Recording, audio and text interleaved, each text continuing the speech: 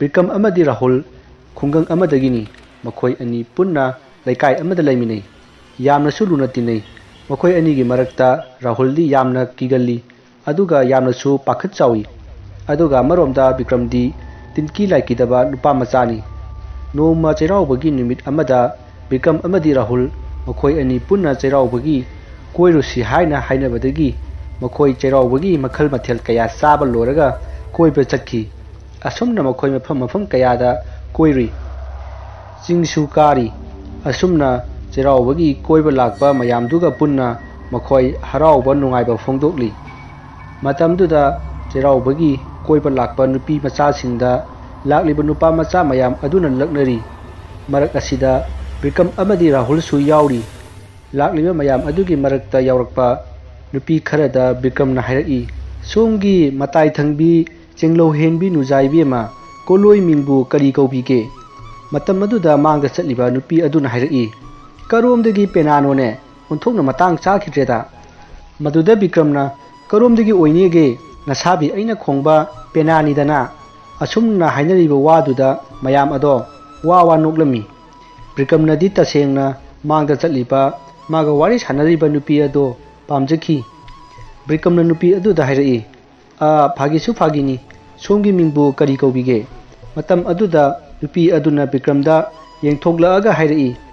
kaigino aigi ming hangi sibo Bikramna makha tan hairaki sum mingdo angouba chewang amada iraga mon makhada thamaga tumge tawbanida maduda nupi aduna adudi kaigi maduda Bikramna amuk khumi mangda nangse unabane mabani gi wa aduda mayamdo wa noktuna langli matam aduda nupi aduna mage ming Pratima kawi haina hairaki Pratima nasu Bikramna makhoi ani khangna naba hariba wafam ado yare asumna makhoi wari sana chapana chingja amagi manakta laiba lampak amada thabal chonglambadagi makhoi punna thabal chongminarami asumna matam du haukhre Bikram amadi Rahul su Pratima dagi phone number loduna mayumda halakle Pratima khoi su hankhre matam du numidang waramgi pung 3 tadure asumna mayamga punna lakminarambadagi Bikram amadi Rahul mayamdagi tokhai taduna mayumlomgi lambida makhoi ani lakhi mayam adusu magi yumgi maikaida chatnakhre Bikram amadi Rahulna asum lakpada lamhang ama fauduna chatli hariba lamhang asi makhona chatliba maikai adugi oirom thangbada labukni aduga yetlom thangbadana sambalai na paring hawi sambalai adugi hek manakta ising khong ama lei matamsi pung 3 hele thabal su yamna fari sajibu cherau basi nongma panbada tawi aduna thamamgadabani adubu Bikram amadi Rahul makhoi gidi gaurgi da tawba maramna sajibu gi tarani panbada tawki aduna thabal gi mangak uba fanglibani asumna makhoi ani asum lakbana mi lambagi makhol amata tatre makhoi ani gi makhon natana matam masida arapada huisu kanna khongli matam masida Rahul gi mananganda mi amana pop launa tharaki Rahul du tunglomda phat launa yeng thoki kanamata layamde maduda Bikramna kaidore Rahul haina hangi Rahulna Bikramda magi mananganda mi amana tungdegi khupakna tharai haina pauk tami maduda Bikramna chalo he kaidegi mino swai sida kanamta leitri sidi haiduna akoibadu koyeng yingli madudagi Rahulna hairai mataw put ora jalo aidi yam kirebo chelaga chachilao maduda Bikramna ngaikho he masidi nang haunabdu tawraba sida kanam leitri sidi kaidegi butno haiduna Bikramna Rahulda hairaki adudagi Bikramna Rahulda asida mubama chensin khre haiduna khangprek khangkhai hairai maduda Rahuldo ha karaino chensilao mataw haiduna kanna cheli maduda Bikramdo kanna noi aduga hairai mataw Rahul nang adu yam kigali dubu kaiginomi phagi tawbunemi kaidega mubano haiduna noi adudagi Rahulna hairai as mataw Bikram nang sidi berani he aidi mihulse kokton jawre adu parapap chacheba ai swaise kaya hainadreba asumna hainaringai mukhona chatliba lambi adugi matai orapna karino musin muba ama laibagum tawki thabalgi mangal adusu nong mangbadagi ka hena ngandre matamduda Rahulna hairei matao ada musinmuba ma lambigi mataida phamaga leire tu haina hairei maduda Bikramsu yingi maduda Bikramsu urami Bikramsu chwai lawi tanja aduda nong sit kanna silakhi maduda Rahuldo kibna loire Rahulna hairei matao asigi se butni soidre ai khangi karum chini bani asumna hairappaduda Bikramdo ingak ngakna Rahulda hairei matao nangdi kamaina asigi se butni kamai khangiba maduda Rahulna makha tana hairei matao hurikta ngalamba thadu su mongkhre aduga nongsu khara khara tari se nang khangedana YouTube ki wari amadi film da puthom dai se nong tari do nang khangdro nong nong sitka chili do nang khangdro haiduna Rahulna hairei maduda Bikramna hera nangsu wari na wari ni film ni wari na singbo oyabro wathi do ngango taninde asumna Bikram amadi Rahul wari sanari chatpasu lepi adudagi Bikramna hairei asidi leipungumba orambasu yaye ado changaga yengsilao sumana sum lepaga leiraga kedongaduino maduda Rahulna hairei nang changuro aidi ngamaro siningabo nang adudagi Bikramna Rahulda hairei adu oragana nang sida leiramu ai yenguge haina hairei asumna mabani na wari sanari ngai ngasai makhoi gi mamangda leiramba adu lepkhatlakpagum tawi adudagi Rahuldo matao paikhala haiduna tung handuna chenki adudagi Bikramsu ngaikhon he Rahul haiduna masu Rahulna cheliba maikai adomda chenli adudagi ngasai makhoina butni haiduna kiriba amuba posak aduna laurakhi hai kana kana no aduda grong grong chelido haina laurakpaduda Bikramga Rahulga do chelambadagi leptuna Bikramna hairei nong tarakpasida chenbane yum yohnaba matamduda nupa aduna adugira chelo nongse tarakadoni asumna hayamlaga nupa adudi phonda wari sana chakkhare matamduda Bikramna hairei pharamani hojikti chopene maduda Rahulna kai chopiba nong chubagi chenbani haikhradudi maduda Bikramna yare khumbadi haikhraba kina kigaliba mi oroiko nang asumna makhoi wari sana mayumda lakhi asumna Bikramsu magi thongal jauduna leihore Rahulsu magi thongal lomda changai matamduda makhoi gi thongal lomdagi nipa ama thorakhi aduga Rahulda hairei Rahul horen ahing nang bunna chini haibuniko asumna hairamaga nupa do thongal lomda parap chakhi matamduda Rahulna karino ne mana haisibo haiduna khanki adudagi Rahulna khalaki hojikki khonjel dudi ngasai makhoida chenganu haina laurakpa khonjel aduga manaine asumna khanduna Rahulna tung onthoktuna yengbada mangonda wa hairamba nupa do nupigi mawongda chakhibadu Rahulna ukhi adudagi ma yumlomda kanna chenki mana mayum jawduna yum madugi thongado hangdoknaba kanna thinki maduda Rahulgi mamana kaidoragene henangbo ngaikho hangene haiduna thongado hathu hangi adudagi Rahulna imungda phanlauna chongchinduna mamada hairei ima akoi thongkalda but chalhore engonda karo amini haina hairakhi matamduda Rahulgi mamana kanna noktuna hairei chalo he angau basidi hojikta noi kaka bothedo akoi dagi thokibani mana nangonda laknaba oiramni masidi asumna mamana hairakpa aduda Rahulna mamada hairei adudi kaigino mana ingonda Rahul nang ngasi ahing bunna chini haibini he hairamiba karigino matamduda mamana hairei haima nang kinaba haiduna mana phagi tobu oiramni mi ibungo nangbo asumna mamana Rahulda hairami matamduda Rahulna makha tarai ima kakha bothe oiraga karigi ngasai aikhoida chenganu hairakpa midugi makhorga manariba matamduda Rahulgi mamana hairei ha kaino ngasai haidi matam aduda Rahulna ngasai lambida lakpada thokiba thaudok khudimak tamki matam aduda Rahulgi mamana Rahulda munna yengaga hairei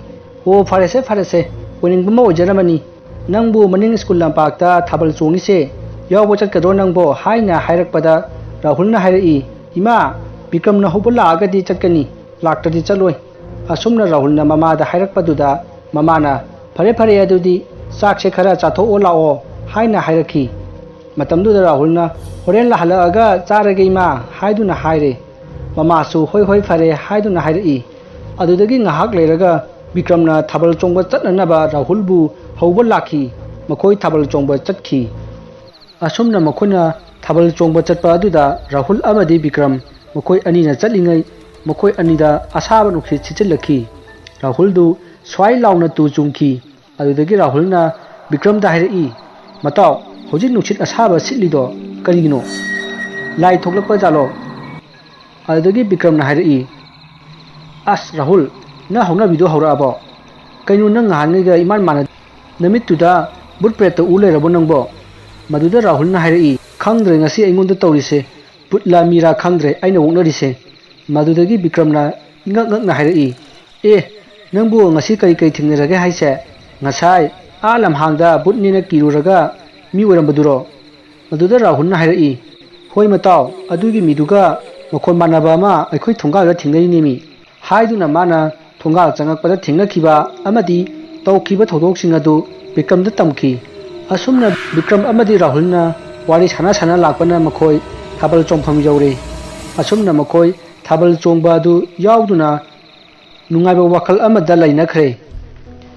ꯑꯁꯨꯝꯅ ꯊꯥꯕꯜ ꯆꯣꯡꯐꯝꯗꯨꯗ ꯔꯥꯍꯨꯜꯅ ꯄꯥꯝꯖꯕ ꯅꯨꯄꯤ ꯑꯃꯒ ꯔꯥꯍꯨꯜꯒ ꯊꯥꯕꯜ ꯆꯣꯡꯃꯤꯟꯅꯈꯤ꯫ ꯔꯥꯍꯨꯜꯅ ꯅꯨꯄꯤ ꯑꯗꯨꯗ ꯃꯥꯒꯤ ꯃꯃꯤꯡ ꯑꯃꯗꯤ ꯂꯩꯐꯝ ꯍꯪꯈꯤ꯫ "ꯁꯣꯝꯒꯤ ꯃꯤꯡ ꯀꯔꯤ ꯀꯧꯕꯤꯒꯦ? ꯀꯗꯥꯏꯋꯥꯏꯗꯒꯤꯅꯣ? ꯁ꯭ꯋꯥꯏꯗꯒꯤꯗꯤ ꯃꯥꯜꯂꯤ ꯁꯣꯝꯁꯦ." ꯃꯗꯨꯗ ꯅꯨꯄꯤ ꯑꯗꯨꯅ ꯍꯥꯏꯔꯛꯏ, "ꯑꯦ, ꯑꯩꯕꯨ ꯁ꯭ꯋꯥꯏꯗꯒꯤ ꯃꯥꯜꯂꯤꯕ?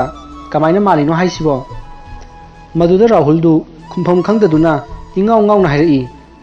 "ꯁꯨꯝ ꯑꯩꯈꯣꯏ ꯏꯃꯥꯟꯅꯕ ꯑꯃꯅ ꯍꯥꯏꯔꯛꯄꯅꯦ." ꯃꯗꯨꯗ ꯅꯨꯄꯤꯗꯨꯅ ꯅꯣꯡꯃꯤ ꯔꯥꯍꯨꯜꯗ ꯑꯃꯨꯛ ꯍꯥꯏꯔꯛꯏ, "ꯀꯅꯥꯅꯣ ꯅꯃꯥꯟꯅꯕ ꯍꯥꯏꯕꯣ?" ꯃꯗꯨꯗꯒꯤ ꯔꯥꯍꯨꯜꯗꯣ ꯒ꯭ꯌꯥꯟ ꯃꯦꯟ ꯇꯥꯗꯅ ꯃꯆꯤꯟꯗꯒꯤ ꯍꯥꯏꯔꯛꯏ, "ꯃꯥꯗꯤ ꯀꯨꯏꯔꯦ ꯁꯤꯈꯤꯕ." ꯔꯥꯍꯨꯜꯅ ꯏꯊꯛ ꯊꯛꯀꯠꯅ ꯇꯧꯔꯤꯕ ꯃꯇꯧ ꯑꯗꯨꯗ ꯅꯨꯄꯤꯗꯣ ꯌꯥꯝꯅ ꯅꯣꯛꯅꯤꯡꯉꯛꯇꯨꯅ ꯅꯣꯛꯈꯤ꯫ ꯑꯗꯨꯒ ꯅꯨꯄꯤ ꯑꯗꯨꯒꯤ ꯊꯃꯣꯏꯗ ꯔꯥꯍꯨꯜꯒꯤ ꯇꯧꯔꯤꯕ ꯃꯇꯧ ꯑꯗꯨꯗ ꯅꯨꯡꯁꯤꯕꯁꯨ ꯄꯣꯛꯂꯝꯃꯤ꯫ ꯑꯗꯨꯗꯒꯤ ꯅꯨꯄꯤ ꯑꯗꯨꯅ ꯃꯈꯥ ꯇꯥꯅ ꯔꯥꯍꯨꯜꯗ ꯍꯥꯏꯔꯛꯏ, "ꯁꯣꯝꯒꯤ ꯃꯤꯡ ꯍꯥꯟꯅ ꯍꯥꯏꯔꯛꯑꯣ, ꯑꯗꯨꯒ ꯑꯩꯒꯤꯁꯨ ꯍꯥꯏꯔꯛꯀꯦ." ꯅꯨꯄꯤ ꯑꯗꯨꯒꯤ ꯋꯥ ꯇꯥꯕꯗ ꯔꯥꯍꯨꯜꯅ ꯅꯨꯄꯤ ꯑꯗꯨꯗ ꯍꯥꯏꯔꯛꯏ, "ꯑꯩꯒꯤ ꯃꯤꯡꯕꯨꯗꯤ ꯔꯥꯍꯨꯜ ꯀꯧꯋꯦ, ꯃꯃꯥꯡ ꯂꯩꯀꯥꯏꯗꯒꯤꯅꯦ." ꯃꯇꯝꯗꯨꯗ ꯅꯨꯄꯤ ꯑꯗꯨꯅ ꯍꯥꯏꯔꯛꯏ, "ꯑꯩꯒꯤ ꯃꯤꯡꯅ ꯂꯝꯉꯥꯟꯕꯤ ꯀꯧꯋꯦ, ꯂꯩꯀꯥꯏꯁꯤꯗꯒꯤꯅꯦ." ꯔꯥꯍꯨꯜꯗꯨ ꯅꯨꯄꯤ ꯑꯗꯨꯒꯤ ꯃꯤꯡ ꯇꯥꯕꯗ ꯃꯁꯥꯗꯨ ꯀꯔꯤꯅꯣꯃ ꯏꯁꯣꯟ ꯁꯣꯟꯊꯕꯒꯨꯝ ꯇꯧꯈꯤ꯫ ꯑꯁꯨꯝꯅ ꯔꯥꯍꯨꯜ ꯑꯃꯗꯤ ꯂꯝꯉꯥꯟꯕꯤ ꯋꯥꯔꯤ ꯋꯥꯇꯥꯏ ꯀꯌꯥ ꯁꯥꯟꯅꯈꯤ꯫ ꯑꯗꯨꯗꯒꯤ ꯂꯝꯉꯥꯟꯕꯤꯁꯨ ꯃꯥꯒ ꯂꯥꯛꯃꯤꯟꯅꯕ ꯈꯣꯡꯂꯣꯏꯁꯤꯡꯅ ꯍꯜꯂꯁꯤ ꯍꯥꯏꯅ ꯍꯥꯏꯔꯛꯄꯗꯒꯤ ꯂꯝꯉꯥꯟꯕꯤꯅ ꯔꯥꯍꯨꯜꯗ ꯐꯣꯟ ꯅꯝꯕꯔ ꯄꯤꯔꯝꯃꯒ ꯍꯟꯈ꯭ꯔꯦ꯫ ꯑꯗꯨꯗꯒꯤ ꯔꯥꯍꯨꯜꯅ ꯕꯤꯀ꯭ꯔꯝꯗ ꯌꯨꯝꯗ ꯍꯟꯅꯅꯕ ꯍꯥꯏꯈꯤ꯫ ꯃꯗꯨꯗ ꯕꯤꯀ꯭ꯔꯝꯗꯣ ꯌꯥꯗ꯭ꯔꯦ꯫ ꯕꯤꯀ꯭ꯔꯝꯅ ꯔꯥꯍꯨꯜꯗ ꯍꯥꯏꯔꯛꯏ, "ꯀꯩꯅꯣꯍꯦ, ꯉꯥꯏꯍꯥꯛ ꯆꯣꯡꯈꯤꯁꯤ ꯀꯩꯅꯣ? ꯑꯩꯅꯦ ꯑꯁꯤꯒꯤ ꯅꯨꯄꯤꯁꯤꯒꯤ ꯅꯝꯕꯔ ꯂꯧꯔꯛꯈꯤꯒꯦꯕ, ꯅꯠꯇ꯭ꯔꯗꯤ ꯑꯩ ꯍꯣꯔꯦꯟ ꯇꯨꯝꯕꯒ ꯑꯃꯠꯇ ꯌꯥꯔꯔꯣꯏꯃꯤ." ꯃꯇꯝ ꯑꯗꯨꯗ ꯔꯥꯍꯨꯜꯅ ꯍꯥꯏꯔꯛꯏ, "ꯑꯁ ꯌꯥꯔꯦꯍꯦ, ꯉꯁꯥꯏꯗꯁꯨ ꯑꯃ ꯂꯧꯈꯤꯗꯥꯏꯅꯦ, ꯇꯣꯛꯑꯣ, ꯀꯣꯟꯅ ꯂꯧꯅꯔꯣ, ꯑꯩ ꯇꯨꯝꯅꯤꯡꯕꯅ ꯌꯥꯗ꯭ꯔꯦꯕ, ꯌꯦꯡꯉꯨ ꯇꯨ, ꯄꯨꯡꯁꯨ 11 ꯍꯦꯜꯂꯛꯑꯦ."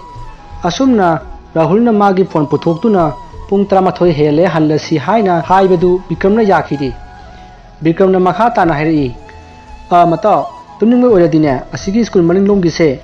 ꯑꯁꯤꯗ ꯍꯥꯏꯐꯦꯠ ꯇꯨꯝꯃꯨꯔꯣ ꯌꯨ ꯉꯥꯎꯕ ꯁꯥꯔꯒ, ꯑꯩ ꯍꯣꯔꯦꯟ ꯊꯥꯕꯜ ꯂꯣꯏꯔꯒ ꯍꯧꯗꯣꯔꯛꯀꯦ." ꯃꯗꯨꯗ ꯔꯥꯍꯨꯜꯅ ꯍꯥꯏꯔꯛꯏ, "ꯑꯁ ꯇꯥꯅꯤꯡꯗꯦꯍꯦ, ꯀꯥꯔꯇꯨꯟ ꯇꯥꯕ ꯊꯕꯛ, ꯆꯠꯁꯤ ꯂꯥꯛꯑꯣ, ꯋꯥꯊꯤꯗꯨ ꯇꯧꯔꯅꯣꯃꯤ." ꯑꯗꯨꯗꯒꯤ ꯕꯤꯀ꯭ꯔꯝꯅ ꯍꯥꯏꯔꯛꯏ, "ꯍꯣ ꯐꯔꯦꯁꯦ, ꯑꯩꯅꯦ ꯃꯤꯅꯤꯠ 10 ꯈꯛꯇꯪ ꯆꯣꯡꯉꯛꯈꯤꯒꯦꯀꯣ, ꯑꯣꯟꯂꯤ 50 ꯃꯤꯅꯤꯠ, ꯑꯥꯏ ꯖꯝꯄꯤꯡ ꯊꯥꯕꯜ, ꯅꯪ ꯃꯐꯝꯁꯤꯗ ꯑꯥꯏ ꯑꯦꯝ ꯋꯥꯏꯇꯤꯡ, ꯃꯤ ꯋꯥꯔꯁꯨ ꯋꯥꯅ ꯄ꯭ꯂꯤꯖ ꯋꯥꯏꯇꯤꯡ ꯁꯦꯠ, ꯑꯣꯀꯦ?" ꯑꯁꯨꯝꯅ ꯕꯤꯀ꯭ꯔꯝꯗꯣ ꯆꯕꯦꯡ ꯉꯥꯡꯉꯒ ꯊꯥꯕꯜ ꯆꯣꯡꯐꯝꯗ ꯑꯃꯨꯛ ꯆꯪꯈ꯭ꯔꯦ꯫ ꯃꯗꯨꯗ ꯔꯥꯍꯨꯜꯅ ꯕꯤꯀ꯭ꯔꯝꯗ ꯍꯥꯏꯔꯛꯏ, "ꯃꯇꯥꯎ, ꯀꯨꯏꯔꯛꯑꯅꯨꯀꯣ ꯃꯁꯤꯗꯤ." ꯑꯁꯨꯝꯅ ꯔꯥꯍꯨꯜꯗꯣ ꯉꯥꯡꯗꯨꯅ ꯂꯩꯍꯧꯔꯦ꯫ ꯕꯤꯀ꯭ꯔꯝꯁꯨ ꯊꯥꯕꯜ ꯀꯟꯅ ꯆꯣꯡꯂꯤ꯫ ꯑꯁꯨꯝꯅ ꯉꯥꯏꯍꯥꯛ ꯂꯩꯔꯒ ꯕꯤꯀ꯭ꯔꯝꯗꯣ ꯊꯣꯛꯂꯛꯑꯦ, ꯑꯗꯨꯒ ꯔꯥꯍꯨꯜꯗ ꯍꯜꯂꯁꯤ ꯍꯥꯏꯗꯨꯅ ꯍꯥꯏꯔꯛꯏ꯫ ꯃꯇꯝꯗꯨꯗ ꯔꯥꯍꯨꯜꯗꯣ ꯁꯥꯎꯔꯤ ꯇꯧꯔꯒ ꯍꯥꯏꯔꯛꯏ, "ꯆꯣꯡꯉꯨꯈꯨꯋꯣ, ꯉꯥꯏꯕꯤꯒꯦ, ꯀꯅꯥꯒꯤꯅꯣ ꯅꯝꯕꯔꯗꯣ ꯂꯧꯔꯨꯈꯨꯋꯣ, ꯆꯣ, ꯑꯩ ꯉꯥꯏꯕꯤꯒꯦ." ꯕꯤꯀ꯭ꯔꯝꯗꯨ ꯔꯥꯍꯨꯜ ꯁꯥꯎꯔꯦ ꯈꯪꯗꯅ ꯅꯣꯛꯈꯤ ꯍꯥꯏꯔꯛꯏ, "ꯌꯥꯔꯦꯍꯦ, ꯅꯨꯄꯤꯗꯧꯅ ꯍꯦꯛ ꯇꯧꯔꯗꯅ, ꯆꯠꯁꯤ ꯂꯥꯛꯑꯣ, ꯑꯆꯥꯄꯣꯠ ꯂꯩꯕꯤꯒꯦꯁꯦ." ꯑꯁꯨꯝꯅ ꯍꯥꯏꯅꯗꯨꯅ ꯕꯤꯀ꯭ꯔꯝꯅ ꯔꯥꯍꯨꯜꯕꯨ ꯆꯤꯡꯗꯨꯅ ꯄꯨꯔꯛꯑꯦ꯫ ꯃꯅꯥꯛ ꯑꯗꯨꯗ ꯂꯩꯕ ꯗꯨꯀꯥꯟ ꯑꯃꯗꯒꯤ ꯕꯤꯀ꯭ꯔꯝꯅ ꯃꯥꯒꯤ ꯀ꯭ꯋꯥ ꯂꯩꯈꯤ꯫ ꯑꯗꯨꯒ ꯔꯥꯍꯨꯜꯗꯤ ꯀ꯭ꯋꯥ ꯆꯥꯗꯕꯅꯤꯅ ꯂꯦꯁ ꯑꯃ ꯂꯩꯕꯤꯔꯦ꯫ ꯑꯗꯨꯗꯒꯤ ꯃꯈꯣꯏ ꯑꯅꯤ ꯋꯥꯔꯤ ꯁꯥꯟꯅ ꯃꯌꯨꯝꯗ ꯍꯜꯂꯛꯂꯦ꯫ ꯃꯇꯝꯗꯨꯗ ꯔꯥꯍꯨꯜꯅ ꯍꯥꯏꯔꯛꯏ, "ꯂꯝꯀ꯭ꯔꯤꯁꯅ ꯏꯕꯨꯡꯉꯣ, ꯅꯝꯕꯔ ꯂꯧꯔꯛꯑꯕꯣ?" ꯃꯗꯨꯗ ꯕꯤꯀ꯭ꯔꯝꯅ ꯅꯣꯛꯑꯒ ꯍꯥꯏꯔꯛꯏ, "ꯀ꯭ꯔꯤꯁꯅ ꯑꯩꯅ ꯇꯧꯕ ꯊꯕꯛꯄꯨ ꯁꯣꯏ ꯍꯥꯏꯕ꯭ꯔꯣ? ꯂꯧꯔꯛꯑꯦꯁꯦ ꯅꯪꯗꯤ ꯍꯤꯡꯉꯣ ꯇꯧꯔꯤꯉꯩꯗ ꯂꯧꯔꯛꯑꯝꯃꯔꯣꯏꯅꯦ ꯉꯁꯥꯏ ꯅꯪꯒ ꯆꯣꯡꯃꯤꯟꯅꯕꯗꯣ ꯐꯖꯩꯍꯦ ꯃꯇꯥꯎ ꯑꯩꯅ ꯍꯥꯟꯅ ꯊꯦꯡꯅꯖꯔꯝꯃꯗꯤ ꯑꯩꯅ ꯍꯥꯏꯖꯔꯗꯧꯅꯤ ꯆꯥꯛꯏꯗ ꯃꯗꯨꯗ ꯔꯥꯍꯨꯜꯅ ꯍꯥꯏꯔꯛꯏ ꯑꯦ ꯃꯤꯒꯤ ꯅꯨꯄꯤ ꯃꯨꯟꯒꯦꯒꯥꯗꯤ ꯈꯜꯂꯛꯀꯅꯨꯍꯦ ꯀꯥꯔꯇꯨꯟ ꯇꯥꯔꯒ ꯇꯣꯛꯀꯅꯤ ꯃꯗꯨꯗ ꯕꯤꯀ꯭ꯔꯝꯗꯣ ꯍꯧꯅ ꯅꯣꯛꯑꯒ ꯍꯥꯏꯔꯛꯏ ꯐꯥꯒꯤ ꯇꯧꯕꯅꯤꯗ ꯑꯩꯗꯤ ꯃꯇꯥꯎ ꯑꯗꯣ ꯃꯇꯥꯎ ꯅꯝꯕꯔ ꯂꯧꯔꯛꯇ꯭ꯔꯕꯣ ꯍꯣꯏ ꯅꯪꯅꯦ ꯃꯥ ꯂꯧꯔꯗꯤ ꯅꯪ ꯀꯨꯄꯦꯔ ꯈꯪꯕ꯭ꯔꯥ ꯍꯥ ꯑꯗꯨ ꯑꯣꯏꯗꯣꯏꯅꯤꯍꯦꯕꯣ ꯃꯗꯨꯗ ꯔꯥꯍꯨꯜꯅ ꯑꯣ ꯈꯪꯉꯦ ꯃꯀꯣꯛ ꯇꯥꯡꯕ ꯅꯣꯛꯐꯗꯦ ꯌꯥꯎꯕ ꯏꯄꯨ ꯀꯨꯄꯦꯔꯕꯨ ꯀꯩꯒꯤ ꯈꯪꯉꯣꯏꯗꯣꯏꯅꯣ ꯑꯁꯨꯝꯅ ꯍꯥꯏꯔꯒ ꯔꯥꯍꯨꯜꯗꯣ ꯀꯟꯅ ꯅꯣꯛꯏ ꯑꯗꯨꯗꯒꯤ ꯕꯤꯀ꯭ꯔꯝꯅ ꯍꯥꯏꯔꯛꯏ ꯐꯥꯒꯤ ꯅꯠꯇꯦ ꯃꯤ ꯃꯇꯥꯎ ꯃꯍꯤꯛꯁꯤꯗꯤ ꯑꯗꯨꯗꯒꯤ ꯔꯥꯍꯨꯜꯅ ꯍꯥꯏꯔꯛꯏ ꯃꯇꯥꯎ ꯕꯤꯀ꯭ꯔꯝ ꯅꯪꯗꯤ ꯀꯃꯥꯏꯅ ꯃꯥꯒꯤ ꯃꯔꯝꯗ ꯈꯪꯉꯤꯕ ꯃꯗꯨꯗ ꯕꯤꯀ꯭ꯔꯝꯅ ꯃꯈꯥ ꯇꯥꯔꯛꯏ ꯃꯈꯣꯏ ꯃꯄꯥꯗ ꯑꯩꯈꯣꯏ ꯇ꯭ꯌꯨꯁꯟ ꯆꯠꯂꯛꯄ ꯑꯗꯨꯒꯤ ꯈꯪꯉꯤꯕ ꯃꯇꯥꯎ ꯏꯕꯣ ꯐꯗꯤ ꯐꯖꯕꯅꯤꯍꯦ ꯑꯩꯈꯣꯏꯅ ꯄ꯭ꯔꯄꯣꯁ ꯇꯧꯕꯗꯗꯤ ꯁꯨꯡꯌꯥ ꯌꯥꯄꯣꯟꯇꯦꯅꯦ ꯅꯪꯁꯨ ꯌꯥꯔꯛꯑꯝꯃꯔꯣꯏꯅꯦ ꯃꯗꯨꯗ ꯔꯥꯍꯨꯜꯅ ꯍꯥꯏꯔꯛꯏ ꯍꯦꯔꯥ ꯃꯇꯥꯎ ꯕꯤꯀ꯭ꯔꯝ ꯅꯈꯣꯏꯅ ꯉꯝꯕꯅ ꯑꯃ ꯑꯩꯅ ꯉꯝꯕꯅ ꯑꯃꯃꯝꯅꯤꯗ ꯑꯗꯨꯗꯒꯤ ꯕꯤꯀ꯭ꯔꯝꯅ ꯆꯨꯝꯃꯤ ꯔꯥꯍꯨꯜꯅ ꯍꯥꯏꯕ ꯆꯨꯝꯃꯤ ꯑꯗꯣ ꯅꯪꯅ ꯉꯝꯃꯤꯗꯣ ꯀꯔꯤꯅꯣꯕ ꯑꯝꯇ ꯌꯦꯡꯍꯜꯂꯨꯗꯅ ꯑꯗꯨꯗꯒꯤ ꯔꯥꯍꯨꯜꯅ ꯍꯥꯏꯔꯛꯏ ꯁꯦ ꯌꯦꯡꯉꯨꯁꯦ ꯃꯥꯒꯤ ꯅꯝꯕꯔꯅꯤꯁꯦ ꯅꯣꯏꯅ ꯉꯝꯗꯕꯗꯣ ꯎꯔꯦꯕ ꯑꯗꯨꯗꯒꯤ ꯕꯤꯀ꯭ꯔꯝꯅ ꯐꯔꯦ ꯃꯇꯥꯎ ꯃꯥꯗꯤ ꯉꯍꯥꯟꯗꯒꯤ ꯅꯪ ꯉꯥꯏꯔꯤꯕꯣꯏꯔꯦ ꯌꯥꯝ ꯐꯕꯅꯤꯍꯦ ꯐꯖꯅ ꯈꯪꯅꯔꯣ ꯑꯁꯨꯝꯅ ꯔꯥꯍꯨꯜ ꯑꯃꯗꯤ ꯕꯤꯀ꯭ꯔꯝ ꯋꯥꯔꯤ ꯁꯥꯟꯅ ꯂꯥꯛꯄꯅ ꯃꯌꯨꯝ ꯌꯧꯗꯣꯔꯦ ꯕꯤꯀ꯭ꯔꯝꯅ ꯔꯥꯍꯨꯜꯗ ꯍꯥꯏꯔꯛꯏ ꯃꯇꯥꯎ ꯑꯩꯁꯨ ꯌꯨꯝꯂꯣꯝꯗ ꯍꯟꯈ꯭ꯔꯒꯦ ꯅꯪꯁꯨ ꯍꯜꯂꯣ ꯑꯗꯣ ꯅꯪꯕꯨ ꯀꯤꯒꯗ꯭ꯔꯣ ꯑꯩ ꯑꯁ꯭ꯋꯥꯏꯐꯥꯎ ꯊꯤꯜꯂꯨꯔꯣ ꯃꯇꯝꯗꯨꯗ ꯔꯥꯍꯨꯜꯅ ꯍꯥꯏꯔꯛꯏ ꯌꯥꯔꯅꯤꯗ ꯃꯇꯥꯎ ꯑꯩ ꯏꯊꯟꯇ ꯑꯗꯨꯝ ꯆꯪꯈ꯭ꯔꯒꯦ ꯃꯗꯨꯗ ꯕꯤꯀ꯭ꯔꯝꯅ ꯐꯔꯦ ꯅꯪꯅꯕꯨ ꯌꯥꯏ ꯍꯥꯏꯔꯗꯤ ꯐꯔꯦ ꯑꯗꯨꯗꯤ ꯑꯩ ꯆꯠꯂꯦꯀꯣ ꯍꯥꯏꯗꯨꯅ ꯃꯥꯒꯤ ꯐꯣꯟꯗꯣ ꯏꯁꯩ ꯊꯥꯔꯒ ꯆꯠꯈ꯭ꯔꯦ ꯔꯥꯍꯨꯜꯁꯨ ꯃꯥꯒꯤ ꯐꯣꯟꯗꯨ ꯏꯁꯩ ꯊꯥꯗꯨꯅ ꯌꯨꯝꯂꯣꯝꯗ ꯍꯜꯂꯛꯂꯦ ꯑꯁꯨꯝ ꯂꯥꯛꯄꯗ ꯔꯥꯍꯨꯜꯒꯤ ꯃꯁꯥꯗ ꯑꯁꯥꯕ ꯅꯨꯡꯁꯤꯠ ꯁꯤꯜꯂꯛꯈꯤ ꯔꯥꯍꯨꯜꯗꯨ ꯁ꯭ꯋꯥꯏ ꯂꯥꯎꯈꯤ ꯔꯥꯍꯨꯜꯗꯨ ꯄꯥꯈꯠꯇꯨꯅ ꯃꯈꯣꯡꯗꯣ ꯌꯨꯝꯂꯣꯝꯗ ꯄ꯭ꯔꯞ ꯆꯠꯂꯤ ꯑꯁꯨꯝꯅ ꯔꯥꯍꯨꯜ ꯃꯥꯒꯤ ꯌꯨꯝꯒꯤ ꯊꯣꯡꯒꯥꯜ ꯌꯧꯔꯛꯑꯦ ꯊꯣꯡꯒꯥꯜꯗ ꯆꯪꯒꯦ ꯍꯦꯛ ꯇꯧꯕꯒ ꯇꯨꯡꯗꯒꯤ ꯕꯤꯀ꯭ꯔꯝꯅ ꯃꯇꯥꯎ ꯍꯥꯏꯅ ꯀꯧꯔꯛꯈꯤ ꯃꯗꯨꯗ ꯔꯥꯍꯨꯜꯅ ꯇꯨꯡꯂꯣꯝꯗ ꯐꯠ ꯂꯥꯎꯅ ꯌꯦꯡꯊꯣꯛꯏ ꯃꯗꯨꯗ ꯕꯤꯀ꯭ꯔꯝꯗꯣ ꯔꯥꯍꯨꯜꯒꯤ ꯇꯨꯡꯗ ꯂꯦꯞꯄꯝꯈꯤ ꯃꯇꯝꯗꯨꯗ ꯔꯥꯍꯨꯜꯅ ꯍꯥꯏꯔꯛꯏ ꯃꯇꯥꯎ ꯕꯤꯀ꯭ꯔꯝ ꯀꯩꯗꯧꯔꯦ ꯅꯪꯕꯨ ꯌꯨꯝꯗ ꯍꯟꯈ꯭ꯔꯗꯥꯏꯅꯦ ꯍꯥꯏꯅ ꯍꯥꯏꯔꯛꯄꯗ ꯕꯤꯀ꯭ꯔꯝꯅ ꯍꯥꯏꯔꯛꯏ ꯃꯇꯥꯎ ꯔꯥꯍꯨꯜ ꯑꯩꯒꯤ ꯐꯣꯟꯗꯣ ꯉꯁꯥꯏ ꯊꯥꯕꯜ ꯆꯣꯡꯐꯝꯗ ꯇꯥꯍꯧꯔ ꯃꯥꯜꯂꯦ ꯑꯝꯇ ꯑꯁ꯭ꯋꯥꯏꯐꯥꯎꯗ ꯌꯦꯡꯉꯨꯁꯤ ꯂꯥꯛꯑꯣ ꯍꯥꯏꯗꯨꯅ ꯕꯤꯀ꯭ꯔꯝꯗꯣ ꯔꯥꯍꯨꯜꯒꯤ ꯃꯥꯡꯗ ꯏꯄꯥ ꯄꯥꯈꯠꯅ ꯒꯝ ꯆꯠꯈ꯭ꯔꯦ ꯃꯗꯨꯗ ꯔꯥꯍꯨꯜꯅ ꯉꯥꯏꯈꯣꯅꯦ ꯊꯤꯃꯤꯟꯅꯁꯤꯅꯦ ꯍꯥꯏꯗꯨꯅ ꯔꯥꯍꯨꯜꯁꯨ ꯃꯇꯨꯡ ꯏꯟꯅꯗꯨꯅ ꯃꯥꯅ ꯄꯥꯏꯔꯤꯕ ꯐꯣꯟ ꯑꯗꯣ ꯐ꯭ꯂꯥꯁ ꯀꯥꯞꯇꯨꯅ ꯂꯝꯕꯤ ꯑꯗꯨꯗꯒ ꯇꯥꯔꯝꯒꯗ꯭ꯔꯥ ꯍꯥꯏꯗꯨꯅ ꯀꯣꯏꯊꯤ ꯊꯤꯔꯤ ꯅꯥꯀꯜ ꯑꯃꯔꯣꯝꯗ ꯊꯥꯕꯜ ꯆꯣꯡꯕ ꯂꯣꯏꯈꯤꯕꯗꯒꯤ ꯊꯥꯕꯜ ꯆꯣꯡꯕ ꯃꯈꯣꯟ ꯇꯥꯗ꯭ꯔꯦ ꯐꯅ ꯀꯨꯏꯔꯕ ꯐꯥꯎꯕ ꯔꯥꯍꯨꯜ ꯃꯌꯨꯝꯗ ꯍꯜꯂꯛꯇꯕ ꯑꯗꯨꯗ ꯔꯥꯍꯨꯜꯒꯤ ꯃꯃꯥꯗꯣ ꯌꯥꯝꯅ ꯄꯥꯈꯠꯂꯛꯏ ꯔꯥꯍꯨꯜꯒꯤ ꯃꯃꯥꯅ ꯃꯈꯣꯏꯒꯤ ꯌꯨꯝꯊꯪꯅꯕ ꯕꯤꯃꯣꯜ ꯈꯣꯏꯗ ꯀꯧꯈꯤ ꯕꯤꯃꯣꯜ ꯍꯥꯏꯔꯤꯕ ꯅꯨꯄꯥ ꯑꯁꯤ ꯔꯥꯍꯨꯜꯒꯤ ꯃꯄꯥꯒ ꯄꯣꯛꯃꯤꯟꯅꯕ ꯔꯥꯍꯨꯜꯒꯤ ꯃꯄꯥꯒꯤ ꯃꯅꯥꯎ ꯅꯨꯄꯥꯅꯤ ꯔꯥꯍꯨꯜꯒꯤ ꯃꯄꯥꯗꯤ ꯔꯥꯍꯨꯜꯅ ꯆꯍꯤ 8 ꯁꯨꯔꯛꯄꯗ ꯂꯝꯕꯤꯒꯤ ꯑꯦꯛꯁꯤꯗꯦꯟ ꯑꯃꯗ ꯂꯩꯈꯤꯗ꯭ꯔꯦ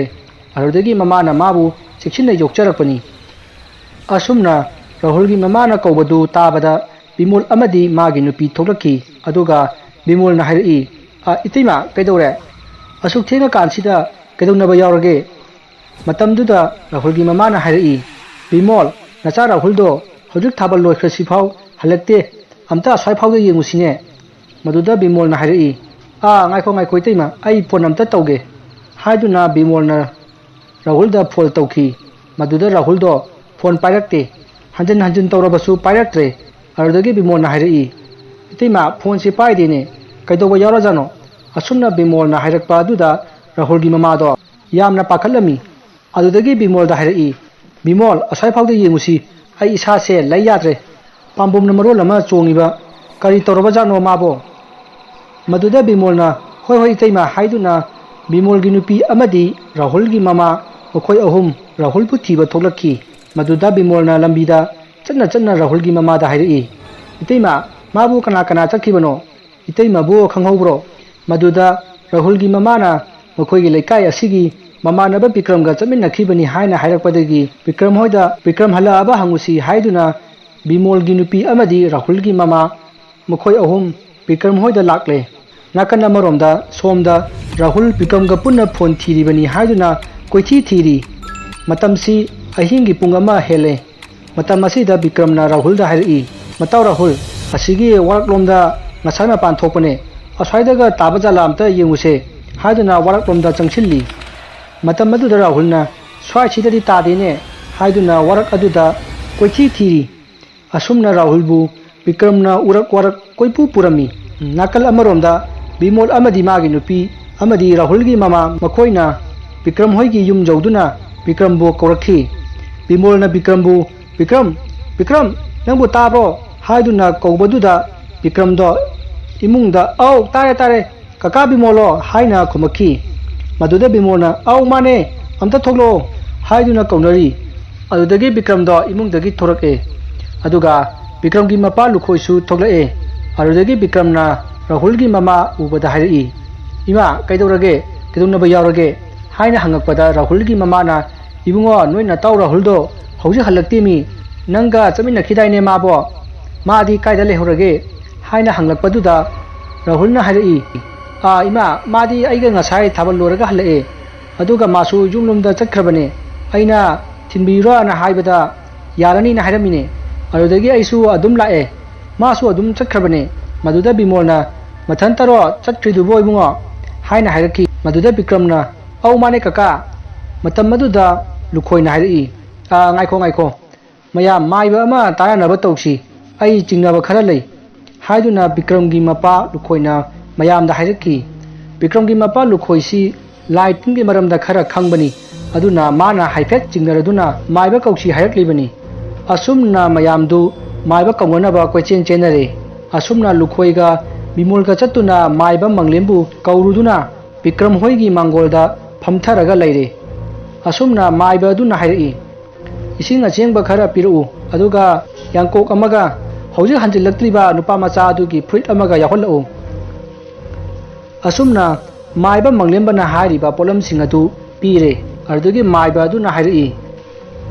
mangiba nupa macha sigi mingdubu kari haibano maduda Rahulgi mamana oja maiba Rahul haibani haina hairaki adudagi maiba aduna mamit uishinduna machinda laison kaya sonba horae nakan amaromda Rahulna urak warak koichat chatuna phone thiringai Rahulda wakan ama laki Rahulna khalai ngasai Bikramna mayumda hankhibada magi phone du isai tharaga chakhibanida aduga mana phone tahui haisibu kamai tawrijano khanduna Rahulna Bikramda wa hange haina leithorakpada Bikramdo leiramdre mana Bikram haina koikau kawi adubu kanamata leiramdre adudagi Rahuldo yamna kiselae aduga mana khalaki aina leire sidi migi waraktanina kaino aina torumlisibo haiduna khanna mayumlomda chatnanaba makongdo thangba horai matam aduda Rahulgi tunglomda tamaton haina kauraki matamduda Rahulna tung konthokutuna yengubada pingok setpi nupi ama lepaka leiramki madudagi Rahuldo ima haina lauduna mayumlomda kanna cheraki Rahulna mayumlomda kanna chelakpa aduda magi tunglomda leihoriba uwa punamak fere haibagi makhon taki makhon sing adu tabadagi Rahuldu amuk hena ki kimandana mahak chenba ngamdabadagi lambi duda tusinduna lambi aduda tharo onki mana laimaida tusinba aduda magi makhutki khuning sayeng atai mafam kharada tattuna I thoe Rahuldu tusinbagi chaina khonna mahak lambi aduda longna hippaga leiri matamduda mana longthakta yengkhatpada musin muba achouba matum ama paiduna leibadu ure marudagi Rahuldu amukasu ima haina lauduna mayum yaunaba phukawatuna chelakhi nakana maromda maiba manglembana laison tinson kaya tauri maibana hairi mayam kendal amata piru angangse lambi ngauduna chenpham khangdre ai lambi take asumna maibana haibadagi Bikramna imungdagi kendal ama pire Bikramgi mangolda mi marang langba aduda laikai adugi mi singsu hagatnaraktuna changnarai matam aduda maiba manglembana hairi mayam Rahuldu aikhoi somda chelakani thongalda thoktuna mabu mayamna ukpiyu aduga karigumba mana handuna chenkhrabadi mayamna tanagadabani ko maiba manglembana hairakpagi matung inna Bimol Bikram yauna miyoi khara thongalda thoktuna Rahul lakpra haiduna koilei leiduna yingnari सोमदा राहुलना चेना चेना खलई कईनो अइना चेलिसिबो कायदनो सिदी मनिंग लबुक ताबा लंबी दुनीने अस कईनो तौरिसिबो इबो युमलोमदा चेलखिबनिदा असुमना खंदुना मयुमलोंगी लंबीदा अमु हंदुना चेलखी राहुलना चेलइबदु माइबा मंगलेंबना लाइसोन तिनसोन कया तौदुना कौबदगिनी अदुबु राहुलदु विक्रम होइगी थुंगाल जौरकपदा राहुलदु चप लेपगा लई राहुलना लेपिबदु अतैगे नते विक्रमगी थोंगालदा लैरिबा बिमोल विक्रम अमदी मखोइगी लेकाई अदुगी मियोइसिंग अदु राहुलगी ममित्ता सरोय ngaरोय ओइना उखी सोमदा माइबना थालिबा candle अदु नुंसित सुसितपा नतना put लाउना मुटखी मदुदा माइबना हाइरई हाइस अंगांगसे लंबी मांखरे मा थोंगालदी यौरखरबनी मयामना सोयदना उगनी माबु फंगनबा तानो हाइदुना मयामदा हाइरई सोमदना राहुलना मयामदु उबदगी राहुलदु हल्लगा चेनखरे राहुलना हल्लगा चेनखिबदु विक्रमना उखी मदुदा विक्रमना ए राहुल आदा चेनखरे हाइना खुदोंबी थिंदुना लाउरकपदुदा बिमोलना हा कराय तानो तानो विक्रम नखोय खरा असोम लेकलोमदा थचलो होय कका माना चेनखरिसे मनिंगी लबुक लोमदनी मनिंग लबुक यौखरदी थीबा वारनी यौद्रिङैदा फाहौसे असुमना मयामदु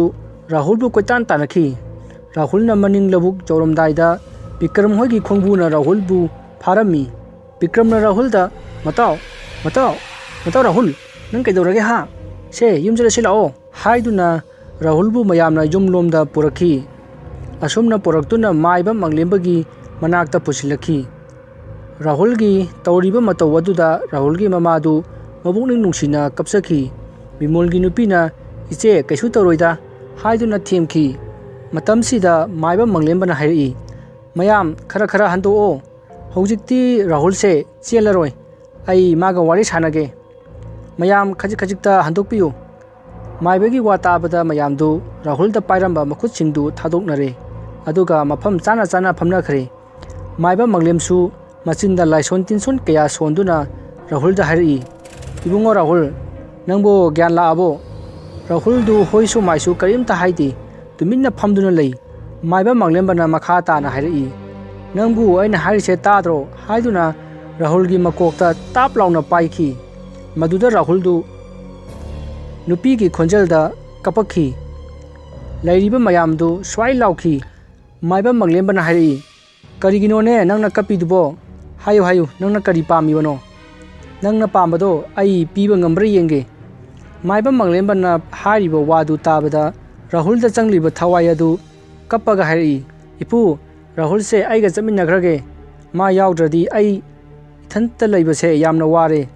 माइबा अदुना हाइरई यादे यादे अदु तौहैदेको